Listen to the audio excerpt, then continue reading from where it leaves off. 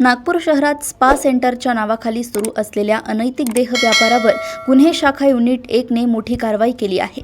सदर पोलीस ठाण्याच्या हद्दीतील छावणी चौक येथील अचरज टॉवर बिल्डिंगच्या तळमजल्यावर असलेल्या रेडियंट सलून अँड स्पा या दुकानात हा गैरप्रकार सुरू होता। आरोपी भूषण नरेशराव वाघमारे हा स्वतःच्या आर्थिक फायद्यासाठी महिलांना पैशांचे आमिष दाखवून त्यांच्याकडून देह व्यापार करून घेत होता। गुन्हे शाखेच्या पोलिसांनी या ठिकाणी बोगस ग्राहक पाठवून 2 पंचांसमक्ष छापा टाकला आणि आरोपीला रंगेहात पकडले आहे।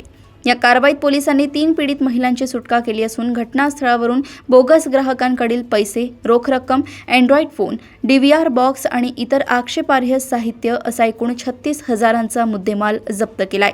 या प्रकरणी सदर पोलीस ठाण्यात अनैतिक व्यापार प्रतिबंधक अधिनियमासह BNSच्या विविध कलमान्वये गुन्हा दाखल करण्यात आला असून पुढील कारवाईसाठी आरोपी व पीडित महिलांना सदर पोलिसांच्या स्वाधीन करण्यात आले।